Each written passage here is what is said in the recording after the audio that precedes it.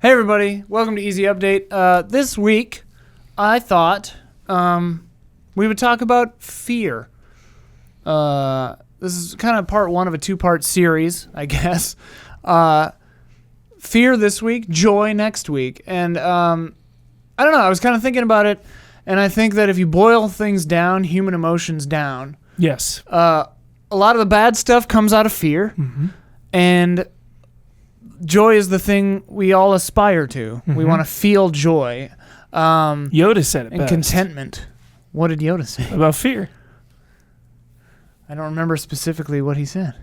Fear not. Fear not. Yeah. It's like fear leads to hate. Oh, hate yes, leads yes, to... Hate leads to anger. Yeah. Anger leads to whatever. But I mean, yeah, that's exactly... Whatever Yoda says. I know it's really epic. You said it best. That's Yeah. exactly the point, though, because, that's like, true. anger is a byproduct of fear. Hate is a byproduct of fear and anger. And then it all leads to And it- suffering. And it all leads to suffering, yeah. It's really epic. Yeah. But yeah, I mean, we don't have to get heady or heavy with it, whatever. You know. But I don't know. What are you afraid of? I'm afraid of a lot of things. Go for it. Many, many things. Fear... Start out easy. We'll ease into it. Yeah. Fear, I am afraid of missing embargoes. Sure. I am really, really hard on myself with getting my work done as best as possible and as quick as possible. Like Yeah. when I get a review, it's a responsibility. You know, I do not take it lightly, and even at the expense of my own health, and you know, I will push myself, stay up. You know, I'm reviewing a game right now, and I've just been staying up till like 5 a.m. every Yeah. night. It's taking a toll. It's taxing my body. I'm spending less time with my wife, but it is just I really take it seriously. You know, and I get really scared of like missing that, what that looks like to my coworkers, to the patrons and viewers, and to the companies that give us those games to review in a timely manner. So I just like bear a big responsibility, and it scares the shit out of me. Yeah. I mean, I would say don't sweat it as much. I know. I mean, I know, like, try. it's I good to know. take it seriously, For but, sure. like, you know. But you can only do so much. Yeah, there's only so much. You know, you can Yeah. only do so much, but it's like, you know, if it's 1 a.m. and I'm just looking at, you know, all right, when did the game come out? When's the embargo? You know, there's a lot of numbers going on in my head. It's like, all right, well, if I stay up till 3 a.m., that's 2 extra hours. Like, oh, I have work tomorrow, so that's 6 less hours that I'll be able to work on this. So I need to make up that 6 hours somewhere. I need to stay up till 4 tonight. Then the next night, stay up till 3, you know? So it's just like the juggling of all the numbers in my head. So if I'm boiling this down correctly, and stop me if I'm wrong, Yeah. an old therapist of mine taught me something called inquiry, Yeah. where you basically just ask yourself why over and Yeah. over again, and you drill down like a 2-year-old until you don't know. You know, I talk about this all the time because Yeah. it works for me. But like, if I'm drilling it down and saying like, okay, why do you feel that way? Why do you feel like that way? Yeah. And I think it boils down to a common fear, which is failure, right? Yes. Yes. Like, Yes. I'm terrified of that too. I'm terrified of things that we do not being well received. We just premiered Mysterious Monsters tonight, and I was shaking when we announced and when we shadow dropped it. And I don't know, the response for that was good, but if it hadn't been, oh man, I was terrified of that. Yeah. And yeah, so I'm right there with you. Like, missing out or failing on something that you care about is huge. Yeah. Don? Yeah, I hadn't thought of that actually until you just mentioned it right now. I actually share that fear. I didn't realize I do, but yeah, of especially when you're creating work or putting your creativity and love and passion in something, and then having a fear of it like coming across in a way you didn't want it to, or be received in a way you didn't mean it, or misunderstood, or something like that. That actually, I do think about that a lot. That bothers Yes. me. I'm very afraid of that kind of stuff. Like, Me too. Especially Go ahead. well, I was just going to say, especially with Easy Update, because, you know, of our shows, it pushes the envelope sometimes in weird ways.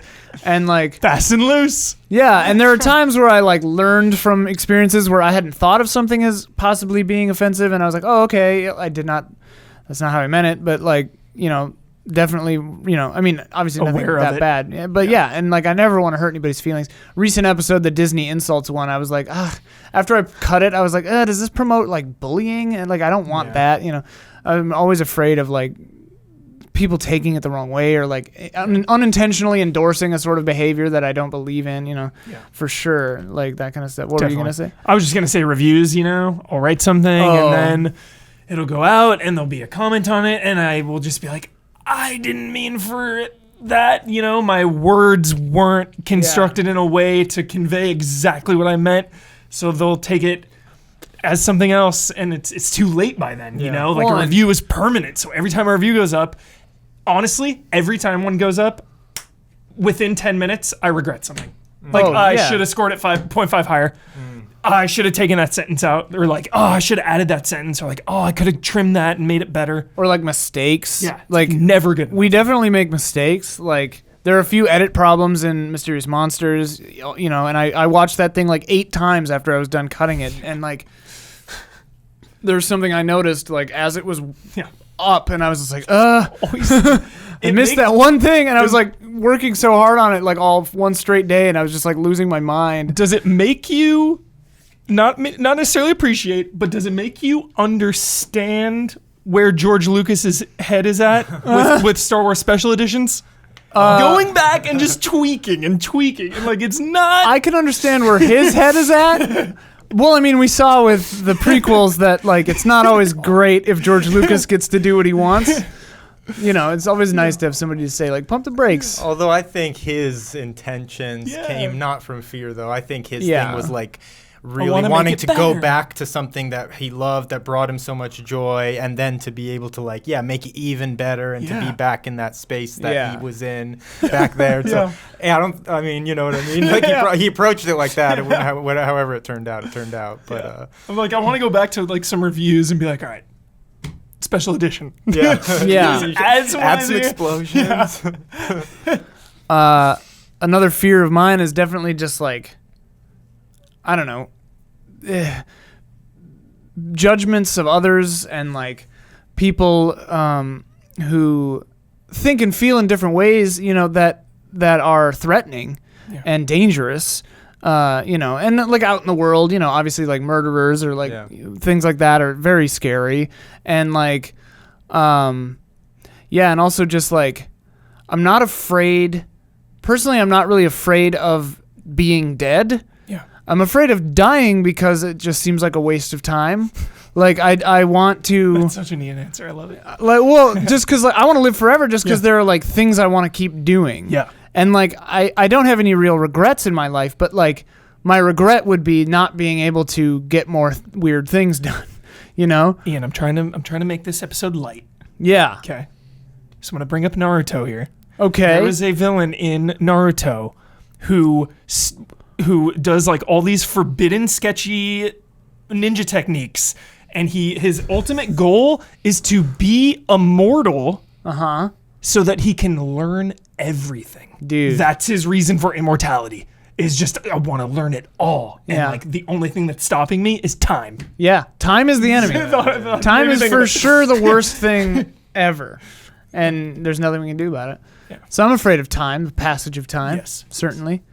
Yeah, I didn't think of that. I'm definitely afraid of the passage of time because I know you get to a point when you realize, like, I wish I could never have enough time to just like experience anything. But by experience, I just mean like sit there and observe and absorb it and watch like life and the natural world, but also the human world. And you realize there's so many places you're not going to be able to. You're just never going to have the time to do that on, or even the length of time in a single place that you'd like to spend there. So. But I think there's a deep wisdom in that too. That like what you just said is like. Because that's obviously the human experience, right? And like that's what makes life precious is that fear and like understanding mortality and all that kind of stuff. And like the project of being alive, right, is to learn to just appreciate it and like live those moments, try to be happy without screwing people over. And like that's the whole idea. Yeah. And like I definitely think like in reality, like I think that the antidote to fear in a lot of situations is exposure. Like meeting new people, learning new things, seeing new ways of life, like thinking things through. I think that's the antidote to this virus that seizes humanity, fear. And I don't know, that's one of the things you can do, one of the salves to the wound.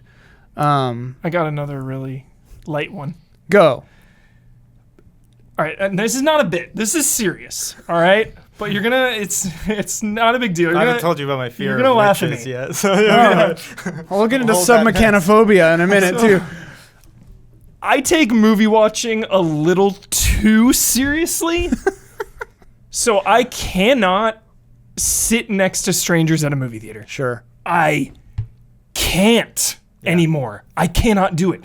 Even when I go to nice theaters like the ArcLight where people aren't supposed to talk. It's fallen off, dude. People don't behave themselves. No. In the ArcLight anymore. It's not just that. I can't sit within like 10 seats of anyone, or else I will, for the entire movie, You're a non-screener. be thinking about them. Yeah, And I just can't. It's gotten so bad too, where that like neuroses has gone into like my own apartment.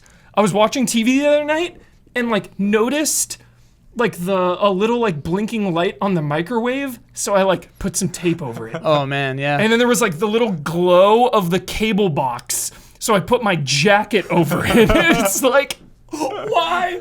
What has happened to me? I'm from the Midwest, so I have a deep-seated fear of like inconveniencing or annoying other people. Yes. And so like even in my own apartment, because the downstairs neighbors, like they're nice and tolerant and whatever, but like any noise after like 10 p.m. they don't like, so they'll knock on the ceiling or whatever. And I was playing my keyboard with headphones at like midnight. Yeah. And they knock on the floor, and I'm like, what? Yeah. What could be possibly, so I keep playing. I like listen, I put my headphones down, and I keep playing, and I'm like, they're not hearing this music. Yeah. I never listen to headphones very loud because I don't want to damage my hearing. And they knock again, and I realize that the weighted keys through the wood stand of the keyboard are vibrating through the floor, and they can hear just the piano being played. Oh, wow. So now I'm just like, okay, so now I can like only make music when they're at work, or like I want to like, just because I'm like embarrassed and like don't want to be an inconvenience to them, I'm like, okay, I got to get like a rubber pad to like stop the vibrations of my piano. Like it's a problem. And isn't it brutal? Because I have the same thing where my neighbor upstairs like slams things around at all hours of the night, but I'm tiptoeing through my house. Right. I'm like slowly shutting cabinets, like taking out plates really quietly. Yeah, I do the same thing in the theater, though. I'm always worried about bothering the people next to me. That's why when I buy tickets, usually I'll try to leave like one seat.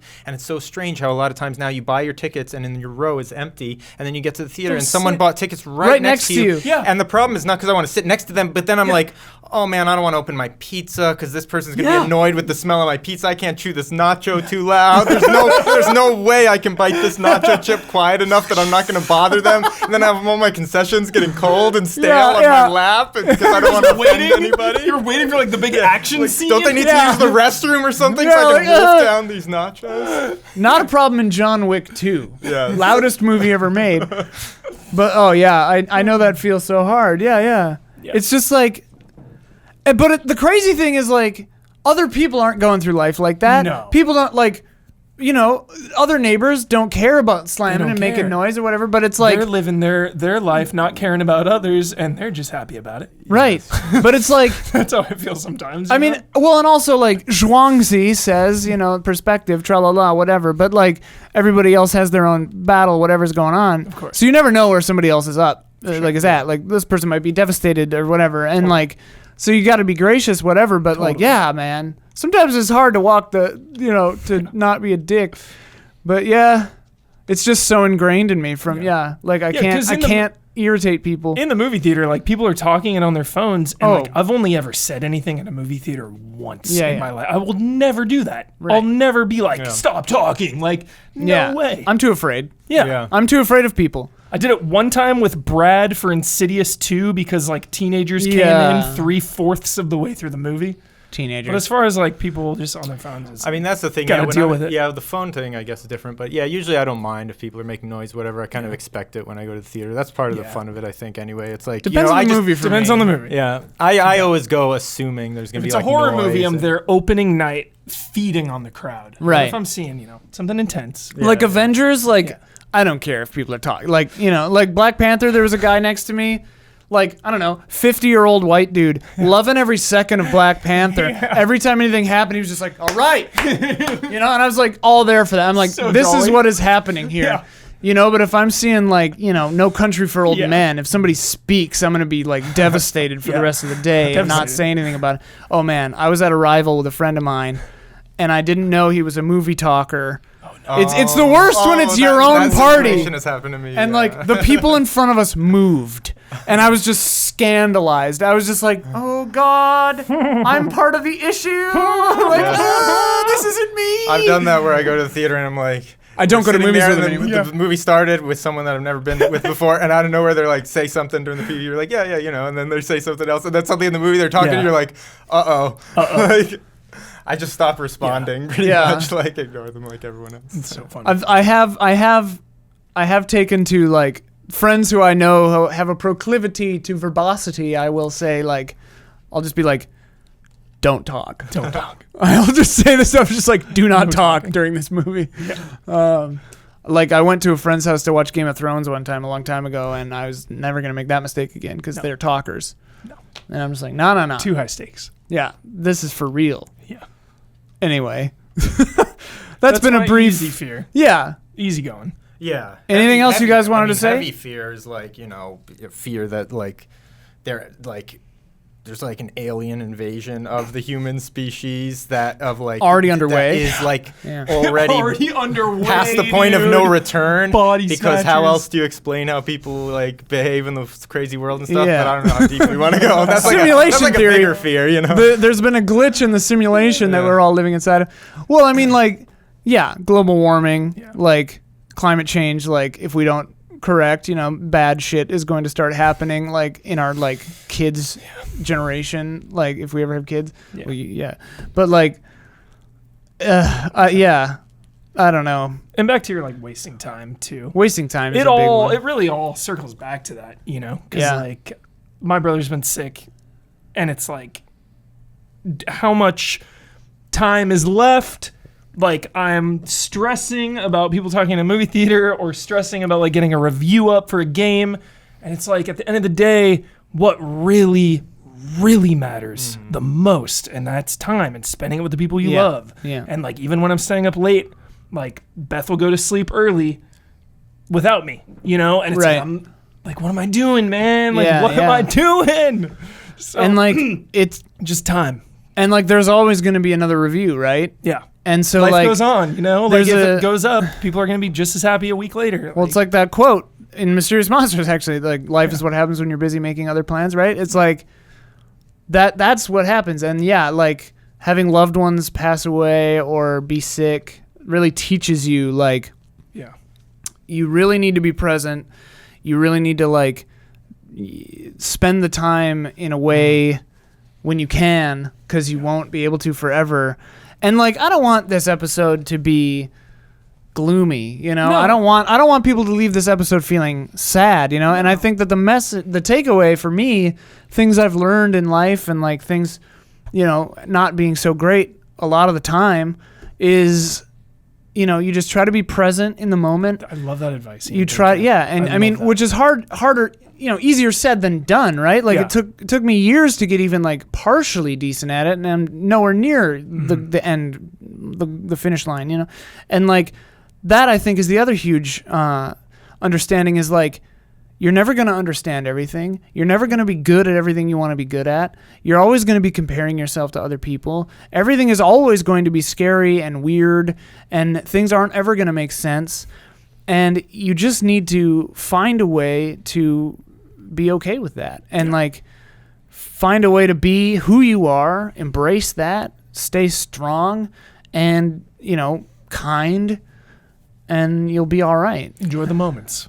Yeah, that's such a good point. You just made me realize, the thought that I've had several times in my life, and most of us, it's so easy to take everything for granted because we get so caught up. But like when you do either have a loved one that's going through sickness or passing, or you yourself goes through some kind of either traumatic accident or sickness, where your perspective changes so much, where suddenly you realize how amazing it is just to take a breath, just to be able to look, just to be able to do all the millions of things we do every single day and take for granted, and to actually be grateful for that and not just be in a zone about it, and it feels really good then when you get into that mode, because then you're like you are in the moment when you're being really grateful for literally all the stuff you have, no matter what your situation is. Most people do have a lot to be grateful for when they put in that, when they like refocus their perspective and step away a little bit. That's a beautiful thought. Yeah. Nature and like sunshine gets me every time. The tiniest Sun, thing, you realize live in that moment. Just when you come out, like if you ever have gone through a sickness yourself or anything, when you come back to your normal state, there's an adjustment period before you get back to your everyday normal self, where like you don't trust where you're it. just like. You like love people for who they are. Everyone, maybe a lot of people are like this all the time, but like you're just like so non-judgmental. You're so everything, because it's just like everything is so wonderful because you just have it again, and it's like you're back to like I'm alive again, kind of deal. That it's easy to just forget how precious, it feels. It's wonderful that you mentioned like taking a breath and stuff, because like that's what saved me, like because I suffered from chronic depression for like 15, 16 years when I was younger, and like I was on Paxil and it like sort of messed my brain up, and like what got me through it was breathing, like doing like meditative qigong, like Zen kind of breathing stuff, and like obviously therapy is huge. Go to therapy, it's wonderful. But like and like you realize that it's precious to take a breath and to just be where you are, and like even if you're suffering from pain or depression and just afraid all the time, like I was always so terrified that I wouldn't be able to fall asleep, that it would ruin whole days, because I would just be worried about it all day, and like I had all these like mechanisms in place to like help myself fall asleep at night, like I had to have Futurama running, and I had to do this and I had to do that, and if something fell through I'd be like, oh no, like, and I would just agonize constantly, and it was fear just ruling everything. And then finally, just through time and practice and like, I learned to get past it, and really talking is a huge part of that. And bonds. like, and like I've had friends who have committed suicide or like, terrible things, and it's so sad because if they had talked about it, it would have helped at least a little bit. And like it's just so devastating to be alone in that fear, and like that's what I wanted to say is like you're not alone, and like even if you think you are, you're not, and like there are people who understand where you are right now and the fear you're feeling, and and it's like and it's just like you don't have to be afraid, you don't have to be alone. There is help, there are things you can do. And that it's funny you mentioned that, because that goes back in a way to what we're talking about, time in a different way, where if you are in a low place or whatever, or in a difficult place, going through like unbelievable, overwhelming challenges, even though it's so hard to remember in the moment, you really, really, really need to try to remind yourself that time changes everything. Okay, your perspective and what you're feeling right now or in that tough moment, you have no idea how it can literally be a 180, in who knows, days or a year or like hours, or you don't know. But like literally, we don't know what tomorrow is going to be. And in many, many, many, many cases, it's positive, because it's one spectrum to the other. So you're on one end, and then it's like you have no idea. In a few days or a couple weeks, a few little things can change in both directions, and that's why it's important also when you're riding high on life and flying high to be like sensitive to people that have less than you. and all that, because we're all just a few steps away from like being in a much greater place, or maybe possibly a more difficult place. Right. But like if you are, low, I mean, that's something I've tried to like,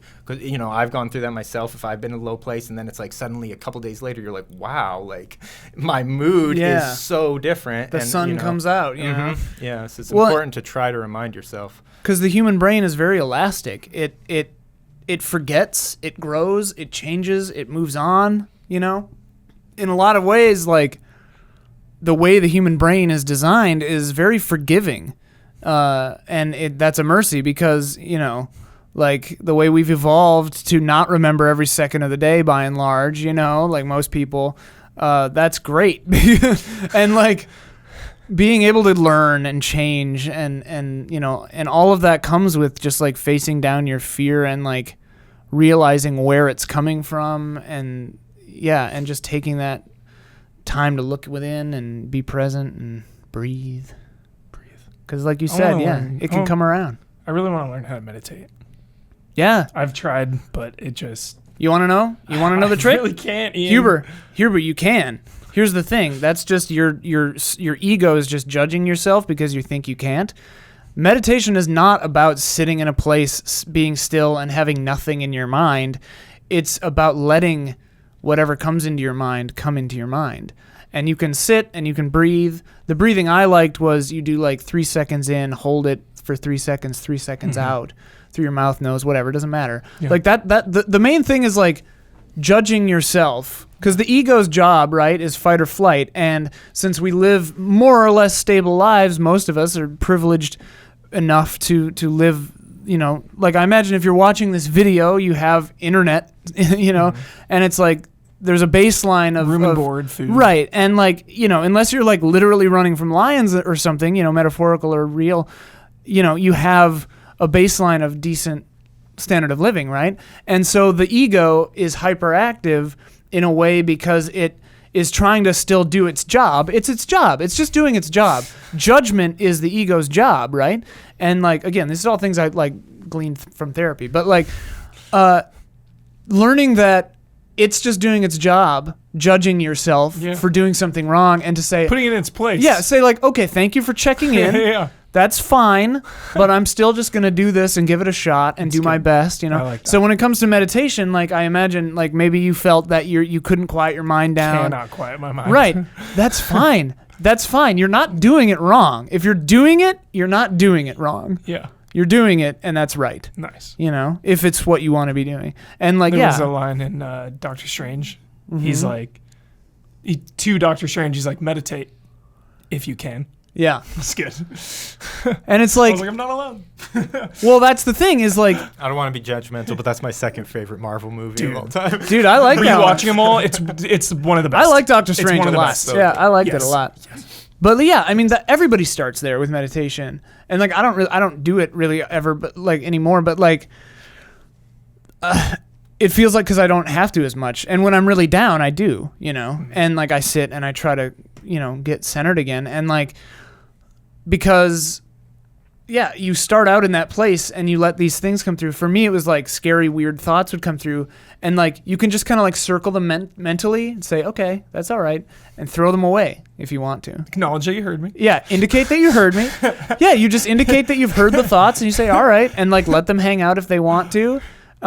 Think about whatever. But like, it's just that the practice of trying is the, it's like Alan Watts always says, like, paraphrasing obviously, but like you don't arrive. You're never going to get there. And the second that you embrace that and accept that, you kind of get there. Legit. You know what I mean? All right, I'm gonna try the journey, not the destination. I haven't tried in like a year. Just don't judge yourself. Yeah. And if you do judge yourself, don't judge yourself for judging yourself. It's fine. You're fine. Anyway, this has gone longer than I anticipated, but this is a really nice conversation. Yeah, we're all scared. Terrifying. Everything's terrifying all the time. Yeah, it's so intense. But it's okay, and you're not alone, and everything is good. Join us next week when we talk about fear's gentle opposite, maybe. I don't know, joy. We'll see you then. Bye.